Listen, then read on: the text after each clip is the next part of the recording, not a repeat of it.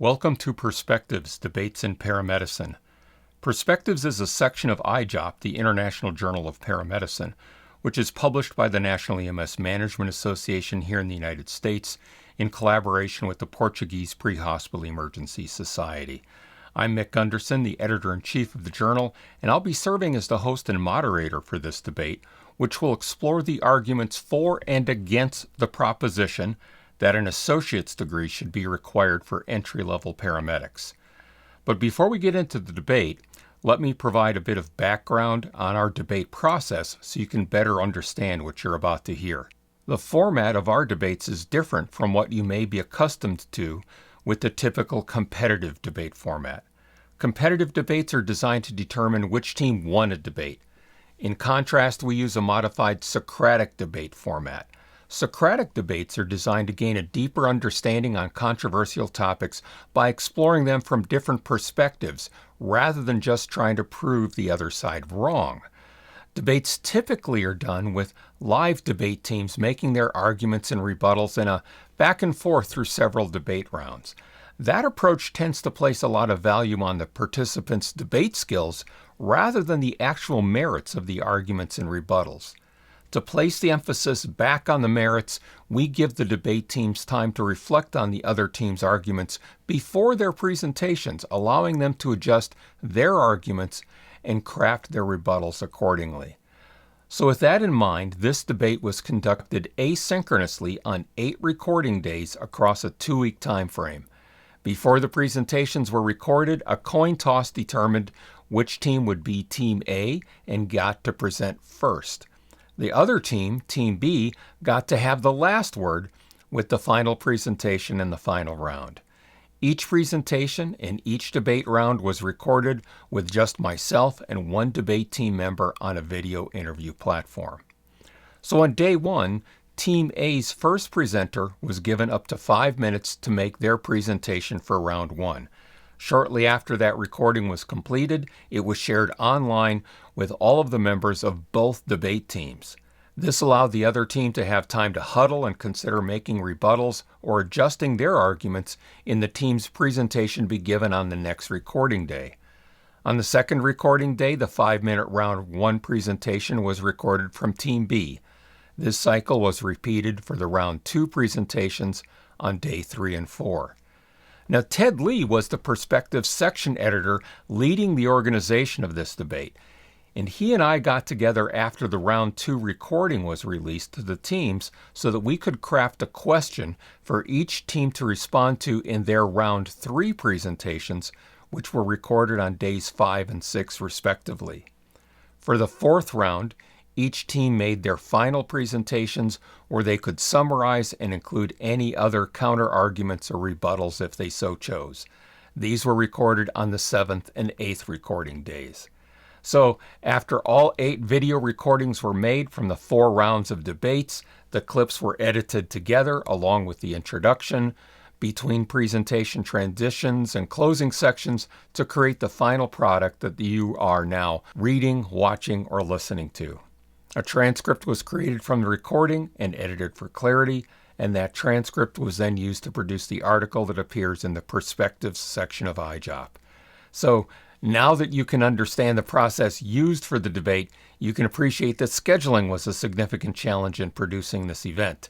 This impacted who was available to participate based on having sufficient availability during the time that was scheduled for orienting the teams to the debate process, conducting the team huddles between rounds, and the presentation recording sessions.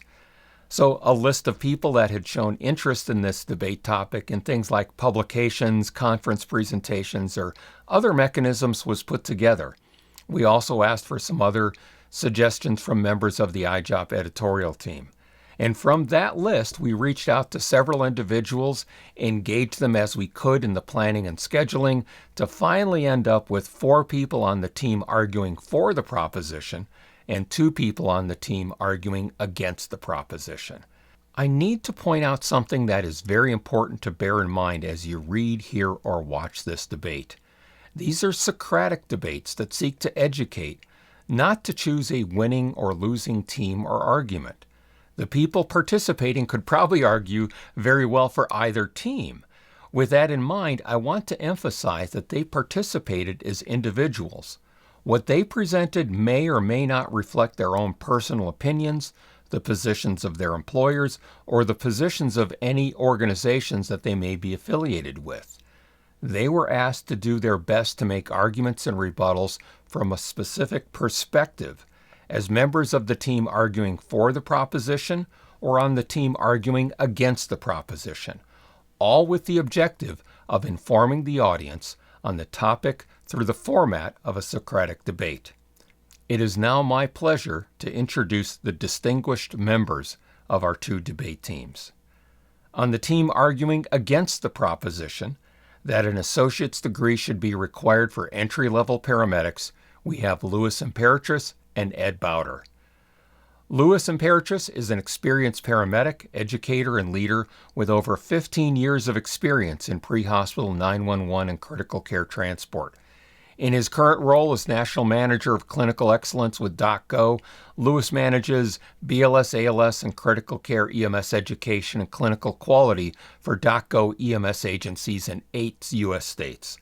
Louis is a dedicated EMS educator, a featured lecturer at various EMS conferences, a published author, as well as affiliate faculty with the NAEMT and AHA.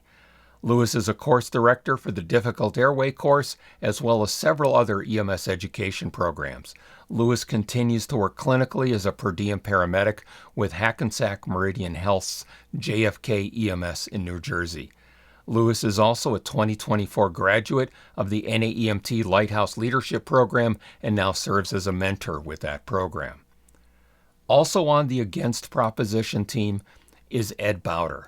He is a paramedic, educator, and healthcare leader focused on improving EMS through innovation and evidence-based practice.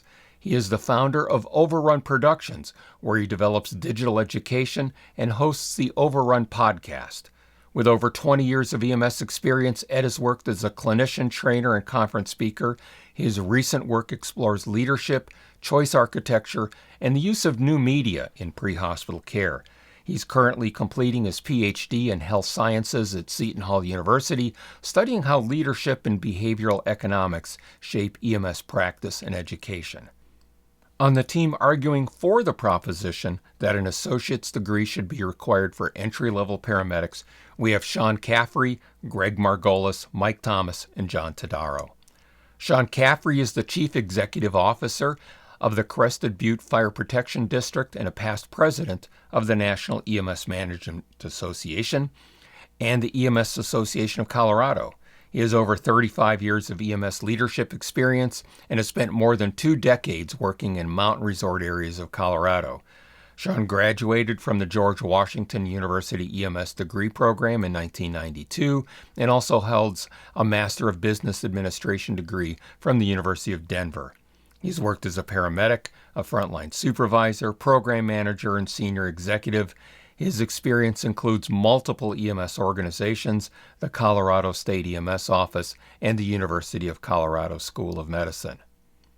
Gregg Margolis is the Director of Health Policy Fellowships and Leadership Programs at the National Academy of Medicine here in the United States.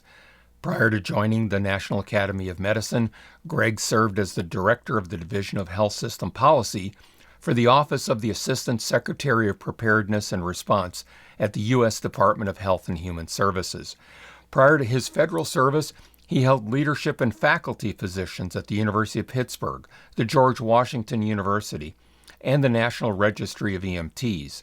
In 2009-2010, he was the first paramedic to be a Robert Wood Johnson Foundation Health Policy Fellow, where he served as a health staffer in the U.S. Senate. Gregg holds a Ph.D. in Administrative Policy Studies from the University of Pittsburgh and has over 20 years of clinical experience as a field and flight paramedic.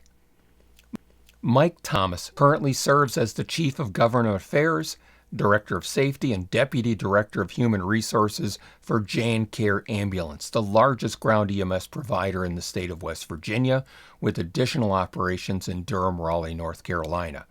And with over 14 years of dedicated service at JanCare, Mike has played a pivotal role in advancing the organization's mission to deliver high-quality pre-hospital care across diverse communities. Mike holds a bachelor's degree in sports medicine, a master's degree in healthcare administration, and a doctorate in public health. His academic background and field experience uniquely positions him to lead in both operational oversight and strategic advocacy within the EMS sector. In addition to his leadership at JanCare, Mike is a board member of the American Ambulance Association, where he helps shape national policy and industry standards. Rounding out the team is John Todaro. John is the director of Eagle Emergency Education Consultants and a senior advisor with Cambridge Consulting Group. His paramedic career spans 49 years, and he holds a baccalaureate degree in business administration, healthcare management, and associate's degrees in paramedicine and nursing. He is a nationally certified EMS educator, healthcare simulation educator, and simulation operations specialist. In 2009, John was honored by the National Association of EMS Educators when he was awarded their prestigious Legends That Walk Among Us award. He is a charter member and past president of the National Association of EMS Educators and Florida Association of EMS Educators. John has presented at regional and national conferences now for over 41 years. Hi, this is Dr. Hezedine Smith, your NEMSMA president. I'm joining you from beautiful Central Florida with a reminder that we have our inaugural conference that will be held March 23rd and 24th, 2026 in Washington, D.C. under the theme Disruptive Leadership in Healthcare and EMS. Will you join us, please, and be a part of this? Register now at www.nemsma.org. We have special pricing just for you. Hope to see you there. We are now ready to present the content of the debate. Again, a coin toss determined which team presented first, and that went to the team arguing against the proposition. Presenting for the team arguing against the proposition that an associate's degree should be required for entry-level paramedics, we will now hear that team's round one presentation from Louis Imperatrice.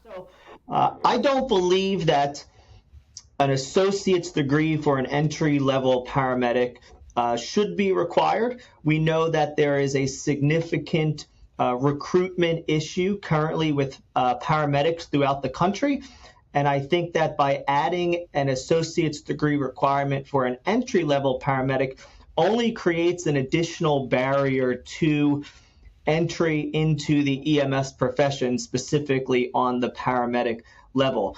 We know that associate's degree education is expensive. Times are tough when it comes to inflation, money, etc. And this is an additional financial barrier, as well as a time barrier. We know that paramedic programs in general take anywhere from 12 to 18 months, sometimes 2 years.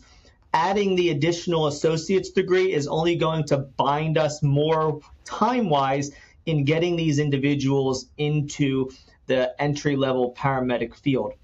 So we're not at a position, in my opinion, to be adding additional barriers to entry into the paramedic field. A recent article published in 2025 in the Biomed Central Health Research Consortium actually said that one of the biggest barriers to entry into the EMS field is cost and time.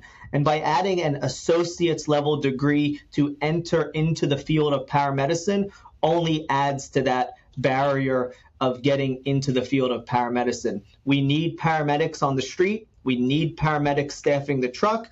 We can get them onto the truck through a certificate program in 12 to 18 months.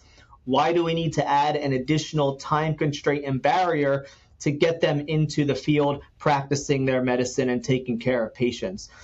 So I believe strongly that an associate's level degree as an entry-level paramedic is just an additional barrier that we have among many other barriers: financial, time constraint.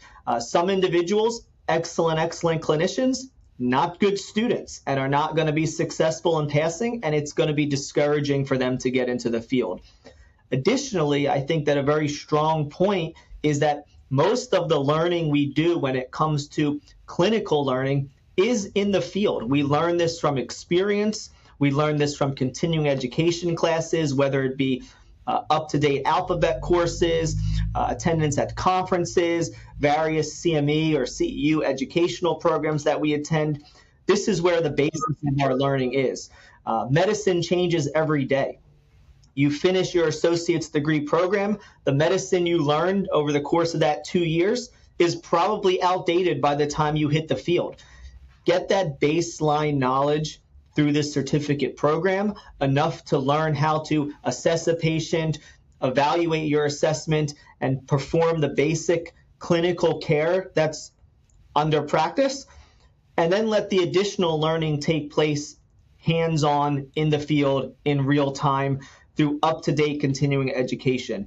That initial associate's degree really, by the time you hit the field as a clinician in an entry-level position, is going to be null and void almost, or outdated, or just a baseline of learning where the continuing education and the growth in our career happens in real time.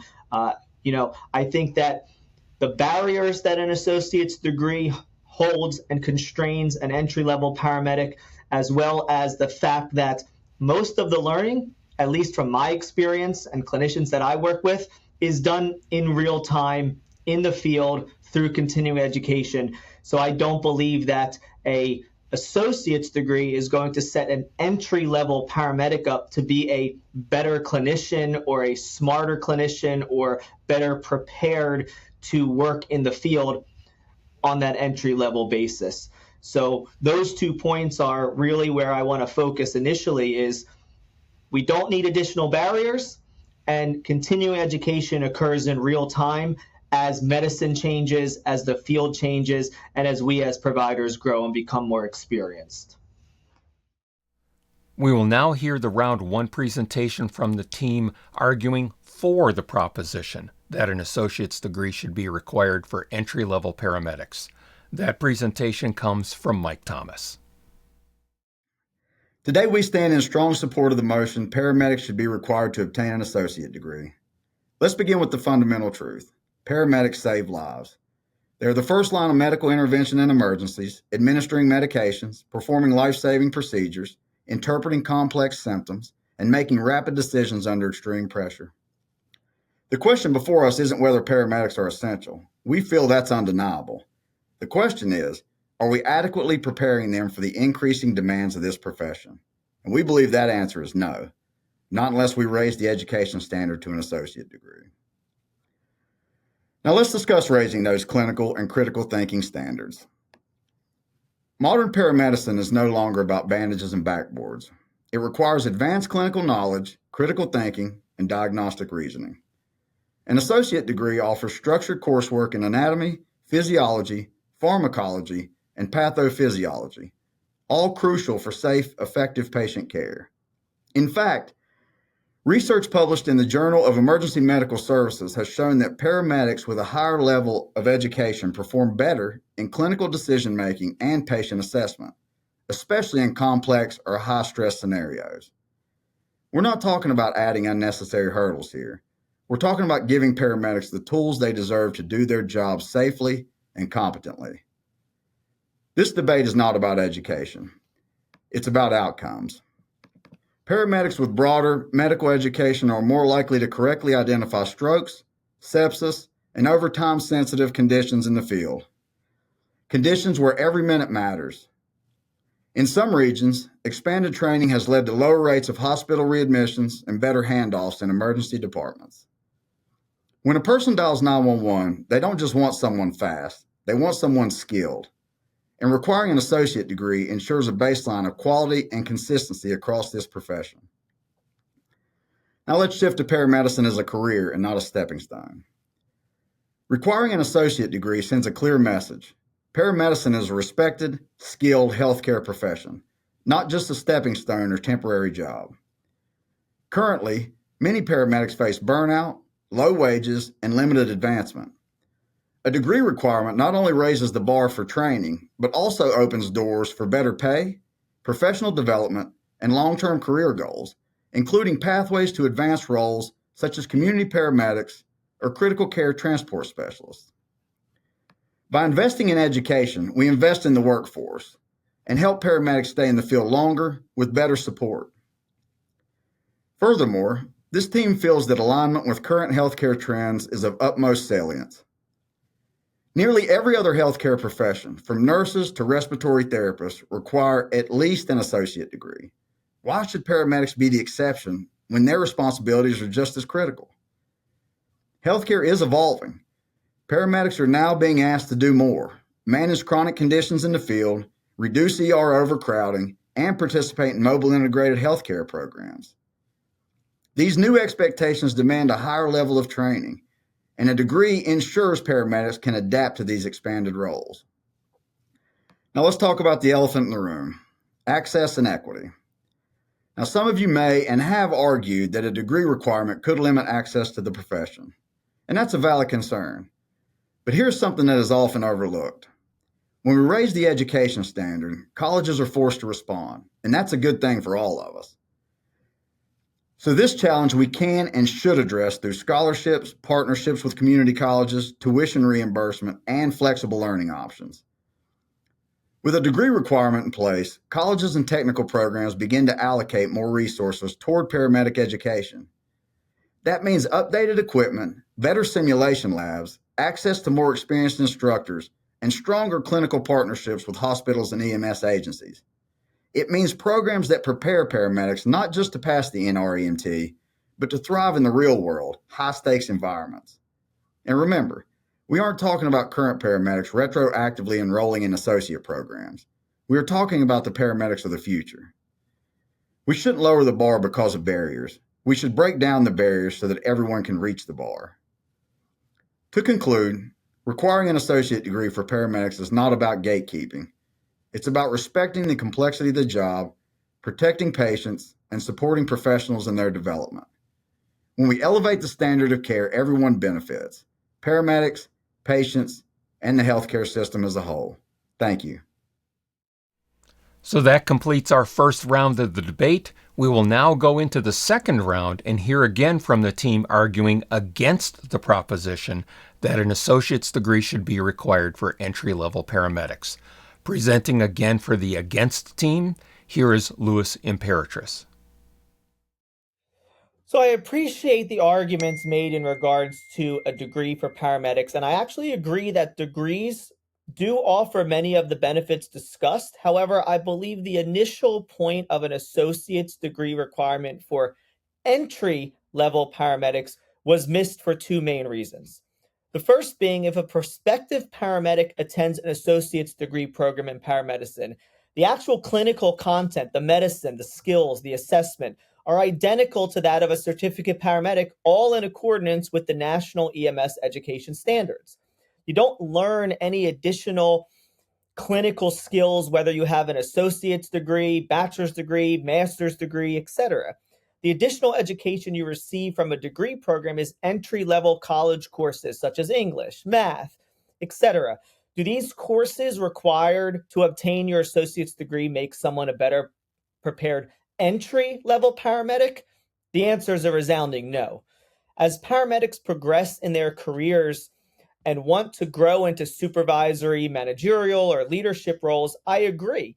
Degrees specific to the career path, such as business degrees, public health degrees, emergency management degrees, they have an absolute place and an absolute benefit. But again, we have to remember we're talking about entry-level paramedics here. My second point is, what type of degree are we actually talking about for entry-level paramedics? The question posed does not specify, and I'll use this example. Hypothetically, I have an associate's degree in English. I became a writer and decided this isn't for me. I want to be a paramedic. I attend an 18-month certificate program in paramedicine, pass my NREMT, and become a licensed paramedic. Is my English degree going to have any benefit for me as a clinician? Again, the answer is a resounding no.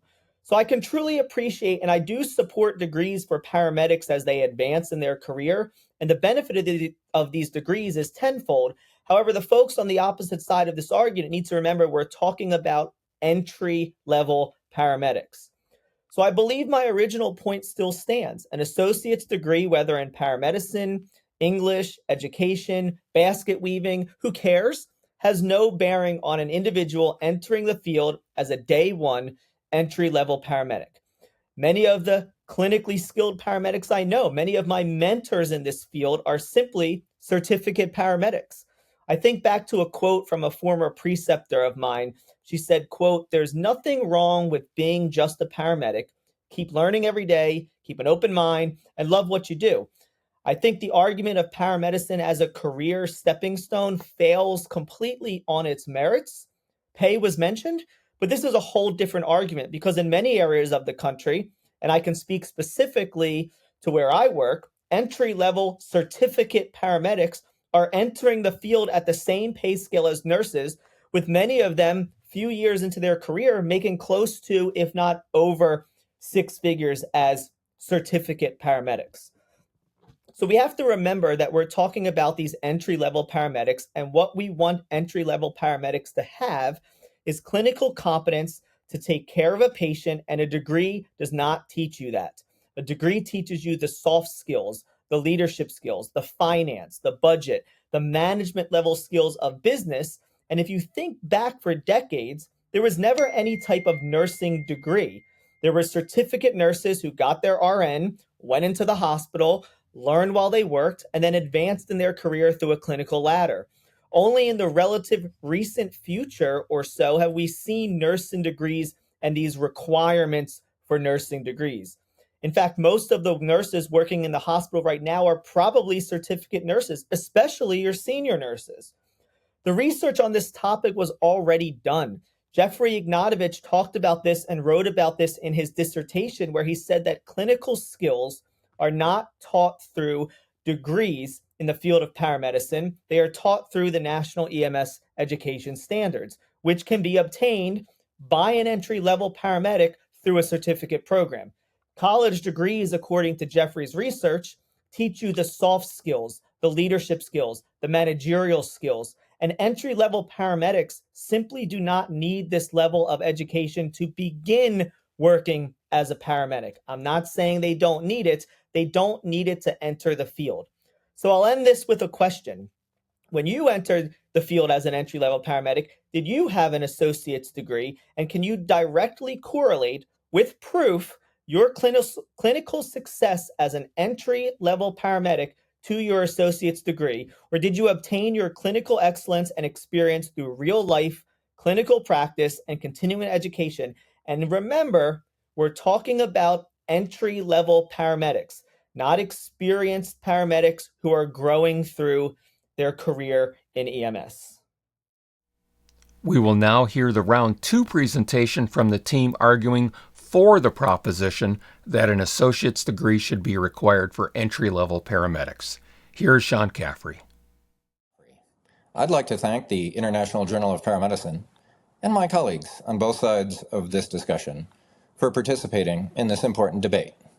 As the lead author of the 2018 Joint Position Statement on this topic, I've been asked to respond to a few of the arguments that have been made. Let's start with what it means to be a profession. A profession isn't just a job. It's a field defined by specialized knowledge, rigorous training, experiential learning, standards of practice, and a commitment to the public trust. Professions like nursing, respiratory therapy, radiation technology, and others have long been recognized for meeting these obligations. Paramedicine is no different.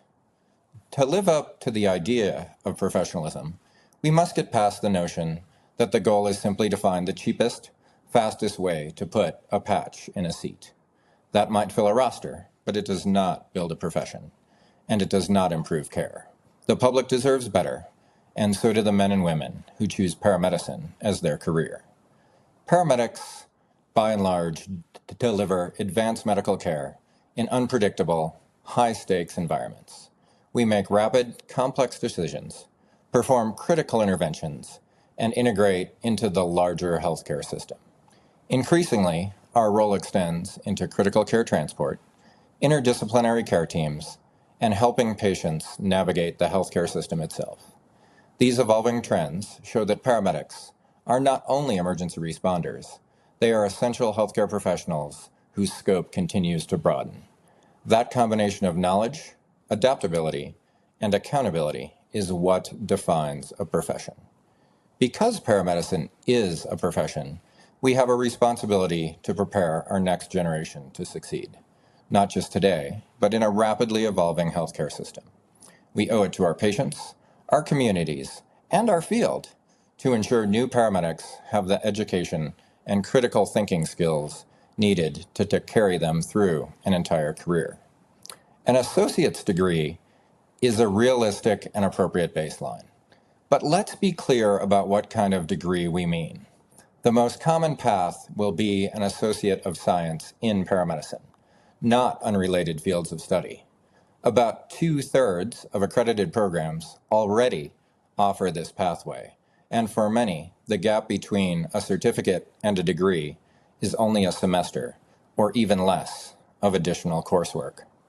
For those who suggest this somehow means we're requiring a degree in basket weaving or some other irrelevant discipline, that's simply a distractor, put forth by the unserious. This is a serious discussion, and it deserves serious arguments, not distractions. As it turns out, there are no degrees in basket weaving. What we're talking about is a degree directly tied to paramedicine, which includes all of the content and prerequisites we already expect, simply organized and delivered as a degree program. Furthermore, additional coursework matters. Classes in writing, psychology, and the sciences sharpen communication, broaden perspective, and strengthen decision-making. These aren't extras. They're essential tools for healthcare professionals who must lead and adapt over time. It is also important to understand that degree programs receive more institutional support than certificate programs. Colleges and universities provide better access to simulation labs, faculty development, financial aid, and student resources.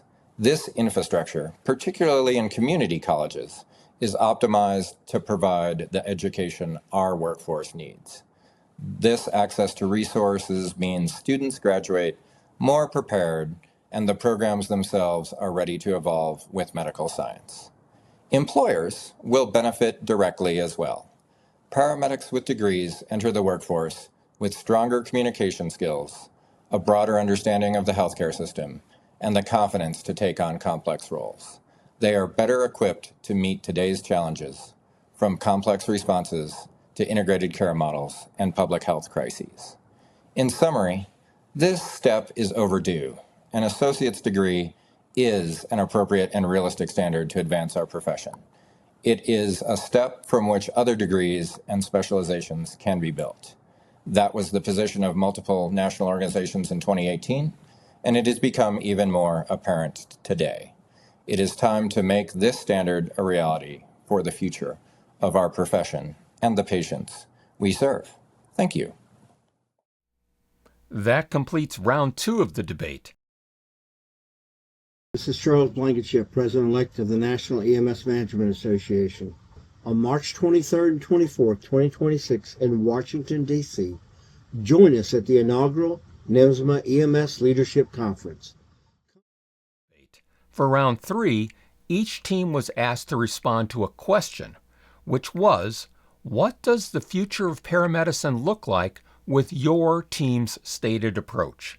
Specifically, what does it look like for the individual clinician, the paramedic profession, the healthcare system, and for patients?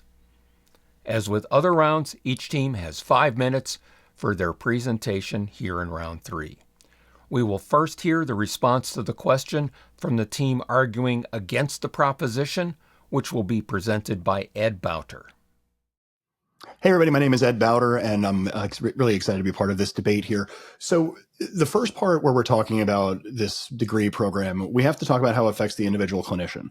Right now, making an associate's degree program gives one on-ramp for providers to enter EMS, where really what we're looking for is multiple on-ramps with paid up skilling so that we're not gatekeeping EMS as an industry. Now, this isn't to say that someone who gains a certificate can't later go on to an associate's program or to a bachelor's program or a master's program, But what we want to do, given the recruitment issues and retention issues, is to open up the availability for people to come in and become EMS providers. So going along with NASEMSO, we want to do multiple on-ramps and then have different licensure accreditations and employer-paid bachelor's or master's pathways. We also want to have targeted curriculums that can lead to measurable outcomes, and our EMT is already leads the accreditation part here with pass rates, retention rates, and placement. We can codify simulation hours, have structured precepting, and all of this is kind of a way to focus more on the EMS-centric skills and not necessarily the broad scope of an associate's degree. For the clinicians, we want to have better wellness and retention levers. So again, we want to be able to kind of focus this training on EMS and how it provides to the patients in the field and how it pertains to the actual providers. And then we also want to make sure that we have a stable job with growing demand. Again, we know that we have between 5 and 7% attrition, depending on where you look. So we want to make sure that we improve retention and we also improve recruitment so that we can kind of backfill the people that will be leaving. As far as the profession is concerned, we want to professionalize by outcomes, not by abstract credentials, which is to say that we want to change the question from do you have a degree to can your system prove safer, faster, and more accurate care as it pertains to NEMSIS and the national standards. Ambulance patient offloading time is something that fits into this and additional metrics here. We also want to create ladders that can actually move people up in their career. So this is where the degree program really gets involved, where we can have someone who is certified and then they get an associate's, a bachelor's, and master's and kind of move up that ladder into management. And we also want data literate paramedics. So this is building a system that's built on QI, data use, and research literacy. There are elements into an associate's degree program that can build to this, but we want to really focus on how it affects EMS. Then we lead into the healthcare system, where we know that there are shortages and churn. So we would need to design this system around them. In an ideal world, we would have a perfect environment where we can build and fix everything at our whim. That is not necessarily the world that we're living in. So we need to address the current attrition and loss rates, and we need to build toward the future. So we need to work around the systems that currently exist. One easy metric is to standardize and change the patient offloading times within the hospitals. This is something that's being worked on in California. And doing this, we can actually, and also publishing the offload performance as they do in Georgia, we can track these times and we can improve ambulance availability, which will improve patients receiving EMS care. We also have to plan for demand growth. And also we have to align our funding to real costs. So this is something that the system needs to deal with. It's not something that we can necessarily deal with. But as far as the patients are concerned, which this is the priority here, shorter waits through this APOT standard where we're offloading people faster and getting EMS to the patients will change outcomes better than diplomas will have. We already see increased response times in different places like New York City, so we need to have more units on the road and more providers. And then we also haven't even addressed rural access, where there might be people who are trying to become EMTs, become paramedics, who don't have the same availability that we might have in a suburban or an urban area. So we have to worry and look at what that is going to do to rural environments as well. And then the big picture we need to look at is quality improvement for the patients and quality improvements for our systems. So all of these things that I've talked about can work to improve EMS. From the provider side, we want to have these career ladders. We want to have good QI. We want to have good EMS specific training. And then from a societal standpoint, we want to have organizations that have built trust within the community. That may be attained through degree programs, but that's not necessarily the most important thing. So the most important things here is we know that the supply of EMS workers is dwindling, so we have to work to build that up. We also have to work on ambulance deployment and offloading times. We have to build transparency for our outcomes and for credentialing, and we also have to work on career ladders for the providers that are entering EMS. Whether or not we have a degree program, we have to work on a longer career opportunity for EMS providers, and that can start with a certificate and it can build up to a degree program. Thank you so much for listening, and I appreciate all your time, and I look forward to hearing your responses. We will now hear from the team arguing for the proposition with reply to the question, what does the future of paramedicine look like with your team's stated approach? Specifically, what does it look like for the individual clinician, the paramedic profession, and the healthcare system, and for patients? Presenting on behalf of the team arguing for the proposition, here is John Todaro. Hi, John Todaro, and I'm here to talk about the future of paramedicine and what the vision is from our group. So first off, establishing paramedicine as a profession through higher education, self-regulation, and professional representation is that goal for what we want to see with paramedicine in the future. Now, there's a couple of things that are specific, and what I'd like to do is turn the question around and start with how the profession will affect patients. So one of the things that we're going to see is paramedicine clinicians providing more patient-centered primary health care, doing things like health promotions, disease management, clinical assessments, even palliative care, based on needs-based interventions for patients without transporting them to hospitals. This is going to be, pre-hospital. We're also going to see clinicians conducting medical, social, and even environmental assessments for patients to help with their preventative care. Paramedic clinicians providing primary care in public health deserts and in primary care deserts is something we'd like to see in the very, very near future. And of course, the integration of advanced practice paramedics into the profession will help with patient care and expanding the role of paramedicine professionals in patient care. Now, when we talk about the healthcare system, we want to talk about how important it will be to implement a more public health model for the provision of paramedicine care, because we want to be able to include all the continuums of healthcare, from clinical to academic to administrative. The establishment of professional opportunities for paramedics in federal government, such as the U.S. Public Health Service, is also a goal we'd like to see with a designated ranking within the Public Health Service. Advanced practice paramedicine professionals working as independent clinicians in primary care and public health agencies, especially in those areas, those desert areas where primary care and public health are hard to come by. We feel like advanced practice paramedicine practitioners would be able to help with that. The profession itself, what do we see in the future for the profession? Well, we know that associate degrees are something we're very interested in for initial training, but bachelor's degrees as a required pathway for paramedicine supervisors, education, and administrative specialty certifications is something we're looking for. We'd like to see paramedicine professionals have bachelor's degrees as a minimum requirement for those paramedicine supervisory and administrative and clinical opportunities. So we'd like to see those certificates, and we'd like to see the degrees flow into those certificates. Master's and doctorate degrees should be added as pathways for advanced practice paramedicine professionals in the areas of clinical medicine, education, and of course, leadership and management. One of the really important things we'd like to see is the expansion of the capacity of paramedicine research being done by paramedicine professionals and adding that to the academic community of healthcare. We'd like to see a national standardized lifelong learning and continuing education requirement program that has maintenance on a national scale for national paramedic certification, as well as state licensure across all 50 states, the U.S. territories, and the U.S. military. Now, paramedicine as a clinician is another issue.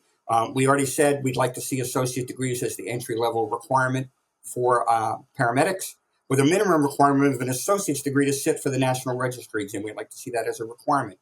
We'd like to see bachelor's degrees as a pathway to paramedicine clinical specialties, community paramedicine, mobile integrated healthcare, primary care, critical care, flight medics, tactical medics, wilderness medics, all of those specialty areas, we'd like to see those embedded in the bachelor's degree programs. Of course, we'd like to see federal recognition and financial support of paramedicine as a component of healthcare, and representation in HHS, DHS, the United States Public Health Service, FEMA, DOD, et cetera, are all valuable components of this desire for paramedic clinicians to be recognized as paramedicine professionals. One of the final things that I'd like to say is it's kind of important to understand that we need to take action. Remember, Norman Vincent Peale said, "Action is a great restorer and builder of confidence. Inaction is not only the result, but the cause of fear. Perhaps the action you take will be successful. Perhaps different actions or adjustments will need to follow. But any action is better than no action at all." We had a very long time in paramedicine profession here to discuss degrees, to discuss the advancement of the profession. It's time to act. And that is how we feel. That is what we see for the future of paramedicine. Thank you. Well, that completes round 3, the question round. Now for the final round, round 4. With the closing round 4 presentation on behalf of the team arguing against the proposition, here again is Ed Bauter. Hey, everybody, and welcome to the closing round of this debate. So just to clarify and to kind of round out this argument, our position is not anti-education.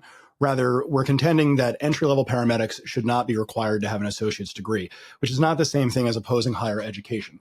Instead, we strongly support focused EMS-specific educational improvement, and there's evidence that shows that is supported in healthcare. So not so much that you just need associates, that this can be an associate's, and if we want to expand this program. But right now, there's no EMS-specific evidence that suggests that generic degrees improve outcomes. The National EMS research agendas explicitly identify this as an unmet need, and right now there's just no evidence to justify this policy.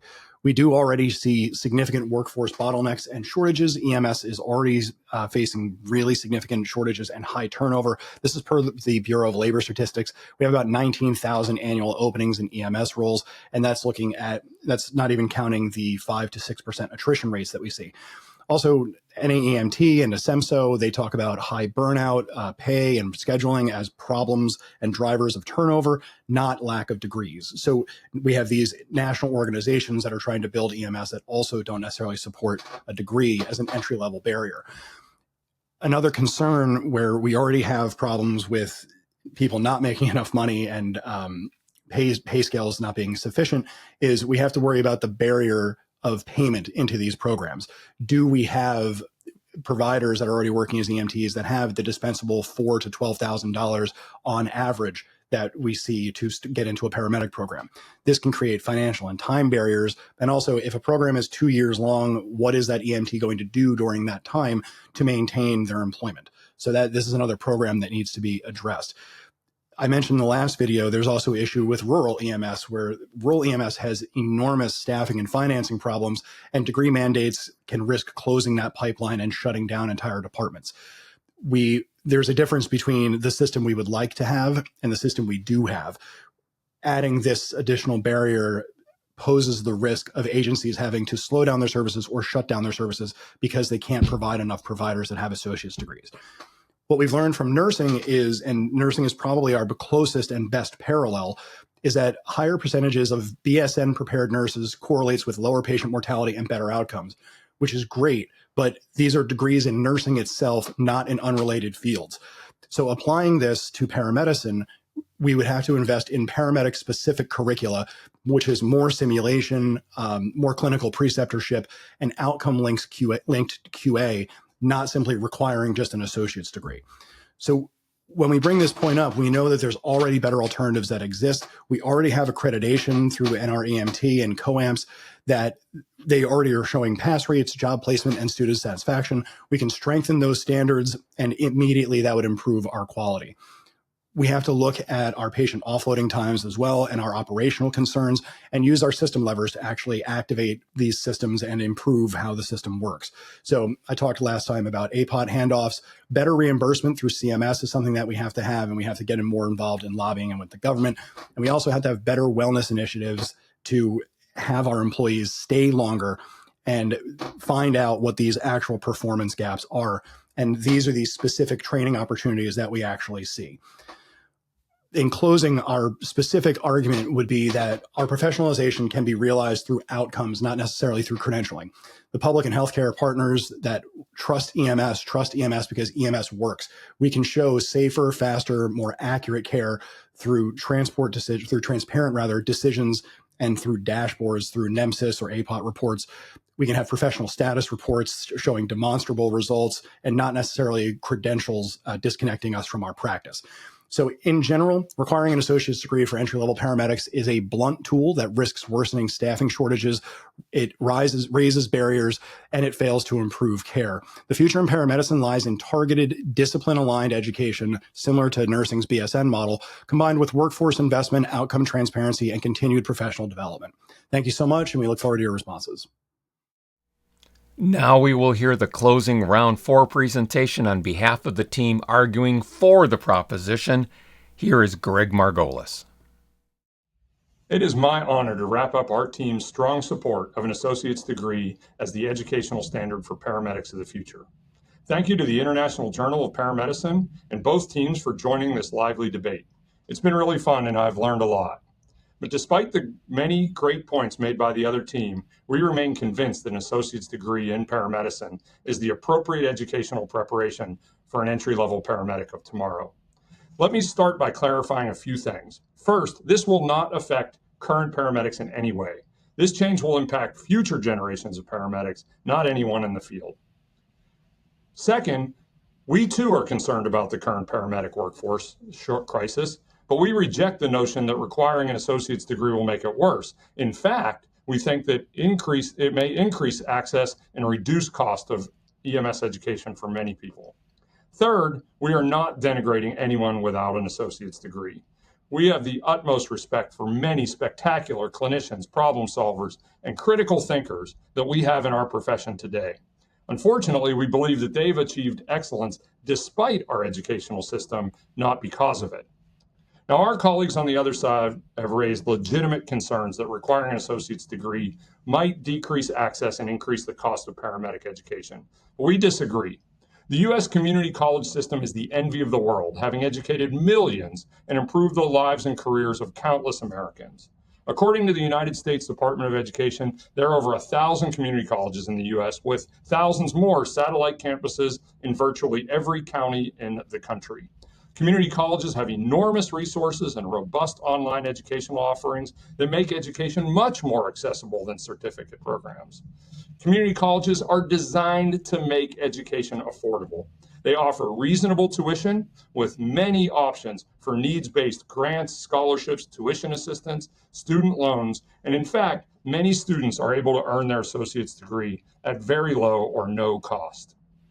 And with all due respect to the much referenced and maligned basket weaving profession, we are deeply concerned about the implication that you need more math and education to make baskets than you do to be a paramedic.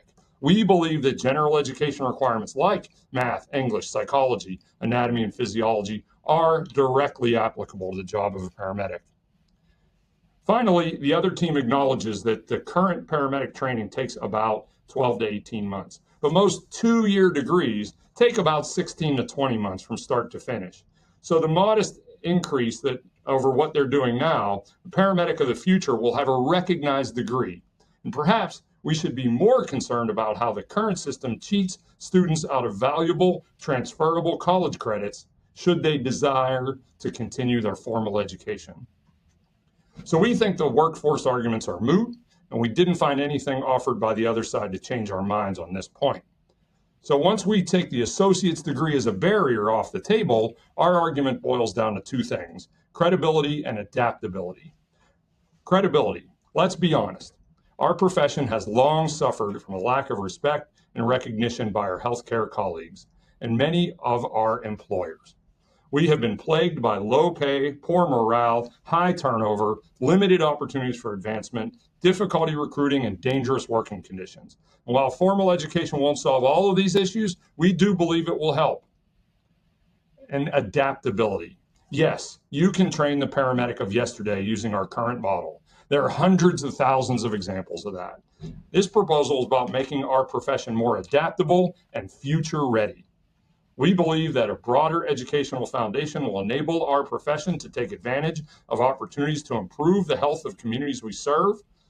We're at the beginning of this trend with things like community paramedicine, mobile integrated healthcare, flight paramedicine, and others. And we see a bright future where well-educated paramedics will have multiple options for growth, upward mobility, increased career satisfaction, and greater earning potential.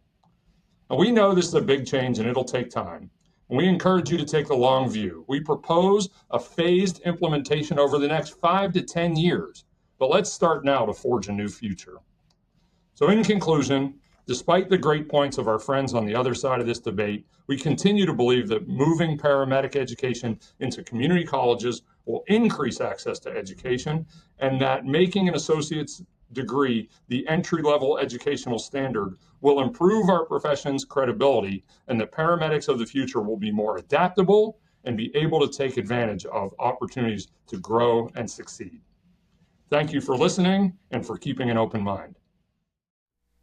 Well, you have now heard from both teams arguing for and against the proposition that an associate's degree should be required for entry-level paramedics. In the pages of the journal with the transcript of this debate, we have included references provided by members of both teams to help you further explore this topic. But this conversation is not over. We want to hear from you. What do you think about this? For that, you're invited to join the discussion on this topic that has been started on the NEMSMA email discussion groups, where hundreds of EMS professionals go to talk about issues confronting our discipline. Go to groups.google.com/G/NEMSMA, NEMSMA. All EMS professionals and other interested individuals can join this discussion group. There are no charges to join or participate. Once you're in the group, look for a message thread starting with 3543 in brackets and entitled Perspectives Debate: An Associate Degree Should Be Required for Entry-Level Paramedics. Please keep your comments professional and courteous, in line with the decorum of a professional and scholarly discussion forum, but please do make your voice heard. This discussion will be seen by people who make EMS policy decisions at the local, regional, state, and national levels. While presentations in this debate came from participants in the United States, this has implications for other countries as well. So please join the discussion and help shape policy by expressing your views in a venue that can truly make a difference. On behalf of the International Journal of Paramedicine, I'm Mick Gunderson. Thank you for listening.